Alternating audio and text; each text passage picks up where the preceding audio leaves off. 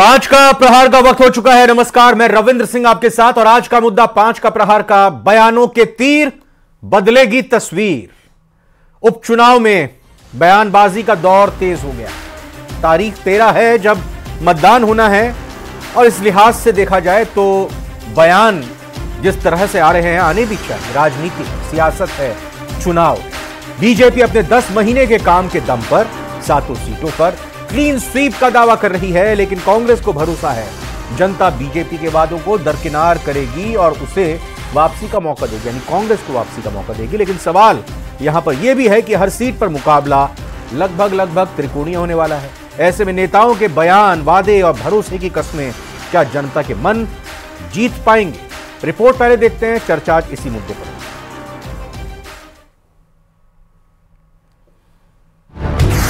उपचुनाव का रण, दावों में कितना दम? भारतीय जनता पार्टी सभी जगह है और भारतीय जनता पार्टी सभी सीटें जीतेगी। बीजेपी का विकास पड़ेगा भारी। हाँ, कहीं भी जो समीकरण बन रहे हैं वो भारतीय जनता पार्टी के अनुकूल बन रहे हैं। जहाँ त्रिकोणीय संघर्ष है वहां भी बीजेपी को लाभ मिल रहा है, जहाँ डायरेक्ट फाइट है वहां भी बीजेपी को लाभ मिल रहा है। कांग्रेस की वापसी की तैयारी। अनर्गल बयानबाजी। मैं इतना ही कहना चाहूंगा, एक भी वर्ग खुश नहीं है इस भारतीय जनता पार्टी की पर्ची सरकार से। जनता किसका करेगी बेड़ा पार?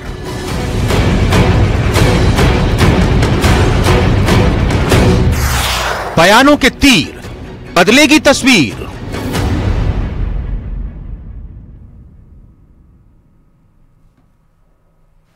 तो हमारे साथ खास मेहमान जुड़ चुके हैं, आइए एक एक करके परिचय करा देते हैं। अपूर्वा सिंह जी बीजेपी से हैं, बहुत बहुत स्वागत है अपूर्वा जी आपका, नमस्कार। और डॉक्टर सुमित गर्ग साहब हमारे साथ कांग्रेस से हैं। डॉक्टर सुमित नमस्कार, स्वागत आपका। और डॉक्टर सुमित, पहला सवाल मैं आप ही से करता हूं। आपकी पार्टी के अध्यक्ष कह रहे हैं कि 0 सीट आएगी, खाता नहीं खुलेगा बीजेपी का।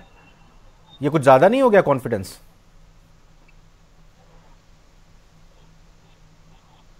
आवाज आ रही है सुमित जी? डॉक्टर सुमित, आप मेरे को सुन पा रहे हैं? अच्छा, चलिए यही सवाल मैं आपसे कर लेता हूं पूर्वा जी। आवाज आपको तो आ रही होगी? जी रविंद्र जी। पार्टी अध्यक्ष आप कह रहे हैं, आपकी पार्टी के अध्यक्ष कह रहे हैं बीजेपी हर जगह है, हर जगह जीतेगी। एक सीट है इन 7 में से और कह रहे हैं सारे जीत जाएंगे, कैसे? रविंद्र जी, मुझे नहीं पता आप कौन से समीकरण के अनुसार एक सीट कह रहे हैं, मगर मैं आपको अभी वर्तमान का मैं अमृतलाल मीणा जी, स्वर्गीय अमृतलाल मीणा जी की सलूम्बर सीट है, उस लिहाज से बोल रहा हूं मैं। वो समीकरण 10 महीने पहले की तस्वीर उस हिसाब से बोल रहा हूं जी। रविंद्र जी, वो 10 महीने पहले की तस्वीर थी और अब 10 महीनों के अंदर जो आदरणीय मुख्यमंत्री भजनलाल शर्मा जी के नेतृत्व के अंदर जो विकास की धारा राजस्थान के अंदर बही है, उसकी वजह से जनता के अंदर भारतीय जनता पार्टी के प्रति इतना अगाढ़ और मैं कहती हूँ अटूट विश्वास जो है वो जम चुका है। अभी मैं आपके टीवी चैनल पर आदरणीय जो कांग्रेस के प्रदेशाध्यक्ष हैं डोटासरा जी का भी बयान सुन रही थी। वो इसमें कह रहे थे कि साहब हम तो 7 की 7 सीट जीत रहे हैं और भारतीय जनता पार्टी की 0 सीटें आ रही हैं। तो एक कहावत न जाने क्यों याद आ गई कि हाथ कंगन को आरसी किया और पढ़े लिखे को फारसी किया। मुझे आप ये बताइए, जैसे ही इलेक्शन डिक्लेयर हुआ था 3 सीटें ऐसी थी जहां कांग्रेस फाइट में ही नहीं थी, चाहे वो 84 की बात करें, चाहे सलूम्बर की बात करें, चाहे खीवसर की बात करें। और अब डे बाय डे जैसे इलेक्शन आगे प्रोसीड कर रहा है, वैसे देवली उनियारा के अंदर भी कांग्रेस जो है वो 3rd नंबर जो है वो पार्टी बनने की तैयारी में है। तो 7 में से 4 सीटों पर तो कांग्रेस आज की डेट के अंदर 3rd नंबर सीक्वेंस पर आके खड़ी हो रही है। और दौसा के अंदर भी अतिशयोक्ति नहीं होगी अगर मैं ये कहूं कि दौसा में भी कांग्रेस जो है वो 3रे नंबर पर आके खड़ी हो सकती है। मगर उसके बाद में भी अगर ये ऐसी बयानबाजी कर रहे हैं तो मुझे ऐसा लगता है कि इन लोगों को अपने चक्षुओं को खोल करके ग्राउंड रिपोर्ट पर जाकर के देखना चाहिए। दूसरा विषय ये रहा कि भारतीय जनता पार्टी ने उनके अंदर जो भी मनमुटाव हुआ या मैं कहती हूँ बगावत हुई, उसको भारतीय जनता पार्टी पाटने में सफल रही। मगर कांग्रेस के अंदर आज तक जो है वो जो बगावती हैं वो इनकी अदावत कर रहे हैं, खिलाफत कर रहे हैं और उसको ये आज तक शांत नहीं कर पाए। शांत करेंगे भी तो कैसे करेंगे? 3 नेता हैं, अशोक गहलोत जी, सचिन पायलट जी और डोटासरा जी, तीनों अपनी अपनी डपली अपना अपना राग बजा रहे हैं। तीनों एक दूसरे के दुश्मन बने हुए घूम रहे हैं, तीनों एक दूसरे को देखना नहीं चाहते। तीनों एक दूसरे की जो समीकरण है उसको विफल करने में लगे हुए हैं। तो कांग्रेस को जरूरत है कि अपनी एक निष्ठता पर और अपनी यूनिटी के ऊपर वो बात करें। तीसरी बात यह है कि मैं ये कहूं कि अभी रिसेंटली फ्लैश हुआ था कि पायलट साहब भी एक जगह कहीं डांस कर रहे थे, तो फिर से एक गाना याद आ गया जिसके अंदर कहते थे कि डर लगे तो गाना गा। मुझे लगता है कांग्रेस इतनी डर गई है कि उसने इस गाने को चेंज कर दिया है, डर लगे तो नाच दिखा। अब सारे जने जाकर के, कोई सीरियस मुद्दा तो है नहीं इनके ऊपर, तो बस जनता को एंटरटेन नाचे तो किरोड़ी लाल मीणा भी हैं, उसको क्या कहेंगे? नाचे तो किरोड़ी लाल मीणा भी हैं, जगमोहन मीणा भी हैं। देखिए रविंद्र जी, कांग्रेस के अंदर तो फैशन हो गया है मुद्दों पर बात नहीं करने के बाद में जनता को किसी ना किसी तरीके से पदभ्रमित करने का। तो वो जो ट्रेंड है ना, कभी डोटासरा जी जाकर के मोरिया बुलाते हैं, कभी वो गमछा हिलाते हैं, कभी पायलट साहब करते हैं। तो मुझे लगता है कि इन लोगों किरोड़ी लाल मीणा जी के डांस कैसा था, देखा आपने? बंद करके कैसा था, अच्छा लगा? रविंद्र जी, उन्होंने दौसा की सीट भारतीय जनता पार्टी के खाते में आ रही है और 7 की 7 सीट भारतीय जनता पार्टी जीत रही है। विकास की धारा के अंदर बह रही है यहाँ की जनता।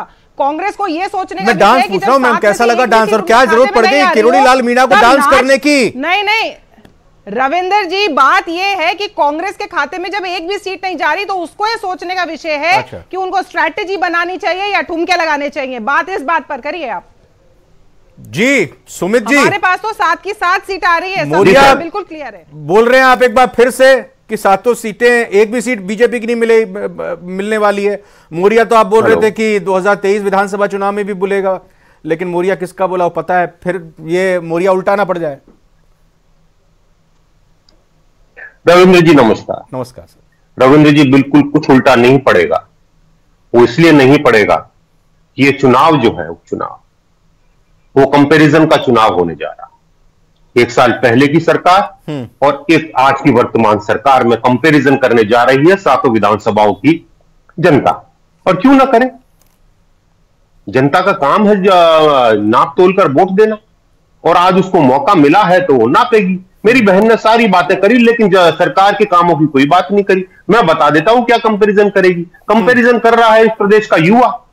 5,000 राजीव गांधी युवा मित्रों को एक झटके में बेरोजगार कर दिया। 50,000 महात्मा गांधी सेवा प्रेरकों को, 55,000 युवाओं को एक आदेश में बेरोजगार किया। वो कंपैरिजन कर रहा है। ये प्रदेश 83% से ज्यादा जिस प्रदेश में बेरोजगार हो युवा, वो कंपैरिजन क्यों नहीं करेगा? कंपैरिजन करेगा इस प्रदेश का किसान जो आज लाइन में लगा हुआ है फर्टिलाइजर की, खाद की, उसको खाद नहीं है। एमएसपी पर इन्होंने झूठ बोला कि 2700 रुपए एमएसपी देंगे, 2300 रुपए भी पूरा दे नहीं पा रहे। अभी अतिवृष्टि के चलते खरीफ की फसल में जबरदस्त खराबा हुआ, लेकिन मुख्यमंत्री जी विदेश घूम रहे हैं। कि प्रदेश की सरकार, प्रदेश की जनता क्यों ना करे कंपैरिजन कि जब इस प्रदेश में डेंगू, मलेरिया, चिकनगुनिया जैसी महामारियों ने घेरा तो प्रदेश के मुखिया विदेश में थे। तो ये कंपैरिजन करेंगी हमारी बहनें कि किस तरह से हमें स्मार्टफोन दिए गए, घर की मुखिया को एक धनराशि दी गई घर को चलाने के लिए। डॉक्टर सुमित, जो ये पेपर लीक में पकड़ी जा रही हैं मछलियां, और जो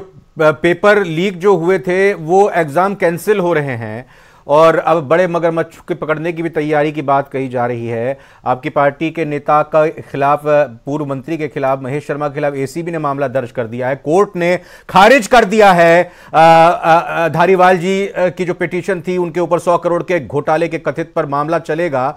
यह भी तो कंपैरिजन करेगी सर? बिल्कुल, मैं वहां आ रहा था, आपने बीच में टोक दिया, तो मैं कह रहा था अन्नपूर्णा फूड, नहीं मुझे बिल्कुल याद है, मैं आ रहा हूं। अन्नपूर्णा फूड पैकेट का किस तरह से घर को चलाने के लिए अन्नपूर्णा फूड पैकेट दिया जाता, वो वाला भी सरकार ने छीनने का काम किया। अब आता हूं पेपर लीक पे। सर, पेपर लीक की जब बात हुई, हमारी तत्कालीन सरकार ने देश का सबसे बड़ा कड़ा कानून बनाया, और पेपर लीक के जहां तक बात करो, हम थोड़ी कह रहे हैं। अच्छा, कानून बनाने के बाद भी इस तरह पेपर लीक हो गए हैं?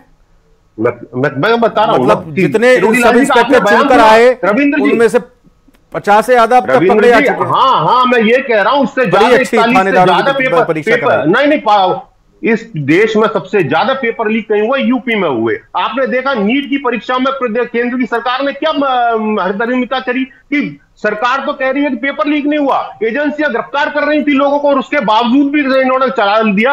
पेपर लीक की जहां तक बात है, मुझे ज्यादा कुछ नहीं कहना। किरोड़ी लाल जी ने कह दिया है कि सरकार लीपापोती कर रही है, मुख्यमंत्री लीपापोती कर रहे हैं। हाँ, ये कंपैरिजन करेगी किरोड़ी लाल जी झूठ बोल रहे हैं कि प्रदेश का मुखिया झूठ बोल रहा है। अब आता हूं नाचने पे।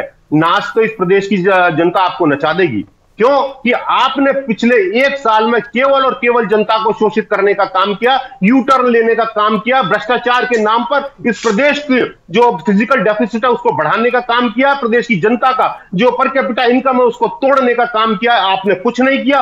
पर्ची से निकली सरकार ने केवल और केवल वैमनस्यता फैलाई है, असमंजस का चाहूं और जी अपूर्वा जी बताइए, ये नहीं पता 10 महीने की आपने बताई कि क्या क्या उपलब्धियां रही। यहाँ सुमित जी ने भी अपनी बता दी अपने तरीके से विपक्ष के तौर पर उपलब्धियां सरकार की। रविंद्र जी, मुझे लगता है कि सुमित जी जो ये भारी भारी शब्द, चाहे पर कैपिटा इनकम हो, चाहे फिस्कल डेफिसिट हो, अगर इन सब शब्दों का उपयोग कांग्रेस की सरकार जब थी 1 साल पहले तब अगर करे होते और वहां पर चर्चा की होती तो राजस्थान की जो फाइनेंशियल सिचुएशन आज है वो नहीं हुई होती। 10 महीनों के अंदर भारतीय जनता पार्टी की सरकार ने तो इस सिचुएशन को सुधारने का काम किया है। जहां तक दूसरा विषय रहा, ये इन्होंने पहले ही जब अपनी स्टेटमेंट शुरू किए तो इन्होंने ये चीज कही कि जनता कंपैरिजन करके वोट देगी। बिल्कुल सही कहा आपने सुमित जी, जनता कंपेयर करेगी, वो बच्चे कंपेयर करेंगे जिनके भविष्य के साथ आप लोगों ने खिलवाड़ किया। 17 पेपर लीक किए। आप यहाँ पे क्या बानगी दे रहे हैं कि आप लोगों ने पेपर लीक नहीं हो इसके लिए अगर आप लोगों ने रूल्स बनाए तो आप लोगों ने रूल्स इसलिए बनाए क्योंकि आप लोगों की आंख में धूल झोंकना चाहते थे कि हम पेपर लीक के अगेंस्ट में काम नहीं कर रहे हैं और इधर आप ही की सरकार के लोग जो है वो पेपर लीक का काम कर रहे थे। कैसे कैसे आरपीएससी मेंबर भरे आप लोगों ने, पैसे ले भरे। अगर आप लोगों की निष्ठा दागदार नहीं होती तो आप लोगों ने स्वच्छ छवि के लोग भरे होते। दूसरी बात, आप बात कर रहे हैं हमने क्या किया। आज 19,000 नियुक्तियां हम कर चुके हैं। 10 महीने के अंदर एक भी पेपर लीक नहीं हुआ क्योंकि जो अपूर्वा जी मैं चाह रहा था, देखिए अपूर्वा जी मैं एक चीज चाह रहा था, डॉक्टर सुमित ने जो सवाल उठाया है, एक तो 55,000 बेरोजगार कर दिए जो उन्होंने कहा। हाँ एक मिनट सर, मुझे मेरे को लेने दीजिए प्लीज। 55,000 बेरोजगार कर दिए। एमएसपी का जो वादा था उसको अभी तक पूरा नहीं किया और डेंगू, मलेरिया, चिकनगुनिया जैसी मौसमी बीमारियों के चलते लोगों को राहत नहीं दी गई। और वो ये भी कह रहे हैं भाई विदेश में मुख्यमंत्री घूम रहे हैं और यहाँ पर लोग बीमार पड़ रहे हैं। रविंद्र जी देखिए, बहुत सही बात इन्होंने 2-3 उठाए हैं विषय और मैं कहती हूँ इन विषयों की अगर क्लैरिटी नहीं होगी तो जनता शायद जो है वो इनका असली चेहरा नहीं देख पाएगी। देखिए, जिन राजीव गांधी मित्रों की और इन नियुक्तियों की ये बात कर रहे हैं, मुझे एक बात बताइए, ये मुझे सुमित जी एक एग्जाम ऐसा बता दे जिस एग्जाम को क्वालिफाई करके उन बच्चों की नियुक्ति की गई थी। और अगर आप किसी की नियुक्ति सरकारी तंत्र के अंदर कर रहे हैं और ना इंटरव्यू ले रहे हैं, ना रिटन एग्जाम ले रहे हैं, ना मेरिट पर ले रहे हैं, तो आप क्या कर रहे हैं? आप राजनीतिक नियुक्तियां कर रहे हैं। उन बच्चों को आपने सिर्फ सोशल मीडिया पे लगा रखा था और उन 5,000 युवकों की वजह से कितने सारे लोगों के साथ में नाइंसाफी हुई है। आपको नियुक्ति करनी थी, आप एक रिटर्न एग्जाम लेते, बहुत सारे बच्चे सम्मिलित होते, मेरिट बनती और मेरिट के मैं यही जानना चाह रहा हूं, अगर 55,000 आपने हटा दिए, अगर 55,000 आपने हटा दिए तो रिटर्न एग्जाम लेकर, इंटरव्यू देकर ऐसी व्यवस्था बनाई ताकि ये लोग आए। बिल्कुल रविंद्र जी, बिल्कुल निष्पक्ष और बिल्कुल साफ पारदर्शी जो है उस ये केवल भाषणबाजी करेंगे रविंद्र जी। अगर करना था तो ये साल तो उनका खराब कर दिया। मिनिमम 4 लाख लोगों की नियुक्ति का वादा किया है सरकार ने, जिसमें 19,000 लोगों की नियुक्ति हो चुकी है, 1,21,000 पाइपलाइन में है और मिनिमम 4 लाख हम लोग करके दिखाएंगे। दूसरी जो इन्होंने बात करी कि मुख्यमंत्री विदेश घूम रहे हैं, तो सुमित जी जब आप इतनी बड़ी बड़ी जो है टेक्निकल टर्म्स पर बात कर रहे हैं, इकोनॉमी को आप समझते हैं, तो आपको यह भी समझना होगा कि केवल सरकारी तंत्र के ऊपर और सरकारी तंत्र की नौकरियों के ऊपर ही जो है वो राज्य नहीं चल सकता, वहां का युवा आधारित नहीं रह सकता। युवा को प्राइवेट रोजगार देना पड़ेगा और प्राइवेट रोजगार देने के लिए इन्वेस्टमेंट आना पड़ेगा, यहाँ पर कैपिटलिस्ट यहाँ पर इंडस्ट्रीज को एस्टैब्लिश करना पड़ेगा। आप लोगों ने केवल 5 वर्ष लोगों की आंखों जी डॉक्टर सुमित बोलिए आप यहाँ पे इन्वेस्टमेंट आता बोलिए सुमित जी, फिर उसके बाद सिमित को सर के पास जाऊंगा। आपको ये समझ कर आना चाहिए टाइमिंग से है जब प्रदेश की जनता त्राही त्राही हो रही थी, उस वक्त मुख्यमंत्री जी का ये असंवेदनशील दौरा जो है उस पर मुझे आपत्ति है। निवेश लेने गए उसके लिए मैं स्वागत करता हूं, लेकिन जब मैं डॉक्टर सुमित इसमें मैं एक तथ्य बोलूंगा, मैं एक तथ्य रखूंगा। देखिए दिसंबर में राइजिंग राजस्थान इवेंट होना है सर, ये 1 साल पहले प्लान हो चुका है। ये साल मतलब 1 साल क्या, ये 8-10 महीने पहले प्लान हो चुका है। होता है प्रदेश की जनता की जान ज्यादा जरूरी है कि मुख्यमंत्री जी मीटिंग में जाएंगे और इन्वेस्टमेंट के लिए दूसरी कंट्रीज एंड डिप्लोमेट से भी टाइम देना पड़ता है। आपको इतनी तो राजनीतिक समझ होनी चाहिए। एसपी मित्तल सर, मैं आपके पास आ रहा हूं। बहुत अच्छी बात है सर, एसपी मित्तल साहब, बड़ी अच्छी बात है कि ये चुनाव में मुख्यमंत्री, प्रदेश के मुखिया खुद कह रहे हैं कि हमने जो काम किए हैं उस आधार पर हमें सातों की सातों सीट मिलेंगी, हम जीतेंगे। प्रदेश अध्यक्ष भी बीजेपी के कह रहे हैं और दूसरी तरफ विपक्ष भी कह रहा है कि कुछ किया नहीं गया काम, एक बार फिर से कांग्रेस की वापसी होगी। दोनों के अपने अपने तरीके से मुद्दे, दलीलें हैं। एक अच्छी बात है कि अच्छे मुद्दों पर चर्चा हो रही है, सभी दल अपनी अपनी तरीके से बात रख रहे हैं। देखिए रविंद्र, मैं ये जो कांग्रेस और भाजपा के प्रवक्ता है अपनी भी बात रखेंगे, दोनों पार्टियों के प्रवक्ता है, लेकिन मैं याद दिलाना चाहता हूं, आपको ध्यान हो कि 2 दिन पहले ही एक चार्जशीट क्या नाम से सामने आई है जांच एजेंसियों की, जिसमें कहा गया है कि जब एसआई की जब परीक्षा हो रही थी तो आरपीएससी का एक मेंबर अध्यक्ष के पास गया और उसने कहा साहब मेरे बेटे बेटी इसमें बैठ रहे हैं, तो उसने कहा ठीक है मैं इस बात का ध्यान रखूंगा, और बाद में दोनों बेटे बेटी क्या नाम से अच्छे नंबरों से पास हो गए। इसलिए पास हो गए कि वो जो मेंबर था वो क्या नाम से जो प्रश्न पत्र था वो अपने घर ले गया, अपने बच्चों को दे दिया, और जब इंटरव्यू हुआ तो चूंकि अध्यक्ष महोदय ने ध्यान रखा तो इसलिए वो इंटरव्यू के अंदर दोनों बच्चे बड़े आराम से सेलेक्ट हो गए और क्या नाम से पूरा देश पूरा प्रदेश उसको देख रहा। ये तो था कांग्रेस के शासन के अंदर जो परीक्षा प्रणाली पूरा सिस्टम ये उजागर करता है। अब रहा सवाल दावों का, तो मैं रविंद्र में बताना चाहता हूँ कि 13 नवंबर को जब मतदान होगा और उसके बाद जब 23 तारीख को 23 नवंबर को जब मतगणना होगी और आप और जब बैठे होंगे तब भी ये मतगणना से पहले तक शुरू होने तक ये कहते रहेंगे हम 7 की 7 सीटें जीत रहे हैं, दोनों जने कहेंगे। यदि कोई भी ये कहेगा कि हम 4 सीट जीत रहे हैं तो अपना पहला सवाल ये होगा कि 3 सीट कौन सी हार रहे हो। इसलिए कोई भी आदमी ये नहीं कहेगा, कोई भी पार्टी ये नहीं कहेगी हम कोई सीट हार रहे। लेकिन रविंद्र ये जो अभी वाद विवाद हुआ इसमें मैं थोड़ा सा एक क्या नाम से आपका ध्यान आकर्षित करना चाहूंगा। मेरे पास छोटे से आंकड़े जो मैं जरूर यहाँ बताना चाहता हूँ। देखिए कोई भी चुनाव जो होता है ना वो पिछले आंकड़े पे बहुत डिपेंड करता है। मैंने ये एनालिसिस किया 2007 का, वो छोटे से संक्षिप्त में आपको बताना चाहूंगा कि जो विधानसभा सीट है उसमें जो विधानसभा का चुनाव है वहां से कांग्रेस पार्टी 17,000 ज्यादा वोटों से जीती थी, लेकिन जब लोकसभा का चुनाव हुआ तो ये जो जीत है कांग्रेस की घटकर ये मात्र 2,200 वोटों की रह गई। क्या कहा जा सकता है कि रामगढ़ की सीट है उसमें किस तेजी से बदलाव हुआ है। हम अच्छी तरह जानते हैं कि रामगढ़ सीट जो है वो अलवर संसदीय सीट क्षेत्र में आती है और वहां से केंद्रीय मंत्री भूपेंद्र यादव क्या नाम से अभी सांसद है, क्या नाम जिस तरीके से उन्होंने चुनाव लड़ा वो सबकी रणनीति है। तो कांग्रेस को समझना होगा कि 17,000 की लीड थी वो घट के उनकी 2,000 हो गई। ऐसे हम झुंझुनू को देखते हैं, झुंझुनू को हम देखते हैं तो झुंझुनू में जो लीड 28,000 की थी विधानसभा चुनाव में वो लोकसभा चुनाव में घटकर 16,000 की रह गई। तो आज ये जो आंकड़े आ रहे हैं इसमें भी मुझे लगता है शायद कांग्रेस के लोगों ने इस बात का मंथन किया होगा। 200 में जरूर कांग्रेस की स्थिति मजबूत रही है। जो 31,000 की लीड थी वो 36,000 की हो गई। मतलब मुरारीलाल मीणा ने जब चुनाव लड़ा विधानसभा का तो 31,000 वोटों से जीते, जब लोकसभा का चुनाव लड़ा तो 200 विधानसभा क्षेत्र से 36,000 ज्यादा वोटों से जीते। तो इसमें कोई दो राय नहीं है कि हम यदि पिछले आंकड़ों से देखें तो 200 के अंदर कांग्रेस की स्थिति मजबूत नजर आती है। अब लेकिन देखना ये होगा कि जो किरोड़ीलाल मीणा जो कृषि मंत्री है वो अपने भाई को किस प्रकार जिताते। मेरा ऐसा मानना है कि 200 में पूरी तरह किरोड़ीलाल की मीणा जी की प्रतिष्ठा दांव पर लगी है। यदि वहां से भारतीय जनता पार्टी हारती है तो इसको बड़ा सेटबैक किरोड़ीलाल मीणा को ये लगेगा। देवली का हम देखते हैं, देवली में हरीश मीणा ने जब चुनाव लड़ा विधानसभा का तो 19,000 ज्यादा वोटों से जीते, और जब लोकसभा का चुनाव हुआ तो ये जीत ये जो घटके लगे तो 2,300 वोटों की। रविंद्र देखिए इस पे जो 19,000 की लीड थी वो 2,300 वोटों की रह गई। हरीश मीणा ने जब लोकसभा का चुनाव लड़ा देवली हरियाणा की जो बढ़त मैं बता रहा हूँ, और उसके बाद अब हम देख रहे हैं कि नरेश मीणा जो वो क्या नाम से कांग्रेस के बागी है। तो कांग्रेस को इन आंकड़ों पर विचार करना पड़ेगा कि वो किस प्रकार जीतते हैं। ऐसे देखिए सलूमगढ़ का देखते हैं, सलूमगढ़ में कांग्रेस जीती थी 14,000 वोटों से, वहां पे अमृतलाल मीणा 14,000 वोटों से जीते थे। और जो सलूमगढ़ है वो उदयपुर संसदीय क्षेत्र में आते हैं, और वहां से जब लोकसभा का चुनाव हुआ तो ये लोकसभा भारतीय जनता पार्टी को वहां से बढ़त मिली है 38,000 वोटों की। ये जो दावा किया जा रहा है कांग्रेस की ओर से कि सलूमगढ़ भी हम जीतेंगे, तो मुझे लगता है कि उनको पिछले आंकड़े भी देखने चाहिए।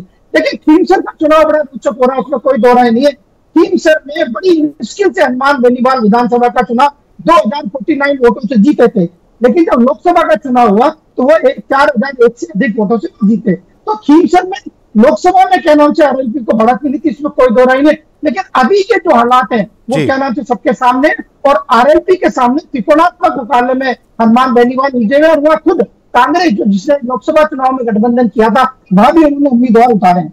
देखिए 84 में मेरा ये कहना है रविंद्र, इसके बाद 84 में जो बीएपी है उसकी स्थिति बहुत मजबूत है, चाहे भारतीय जनता पार्टी कांग्रेस चाहे कुछ भी दावा करे। 84 के अंदर जो राजकुमार रोते विधानसभा में 70,000 वोटों से जीते थे, और लोकसभा जब चुनाव लड़ा तो 84 में उनको 55,000 से भी ज्यादा वोटों की बढ़त थी।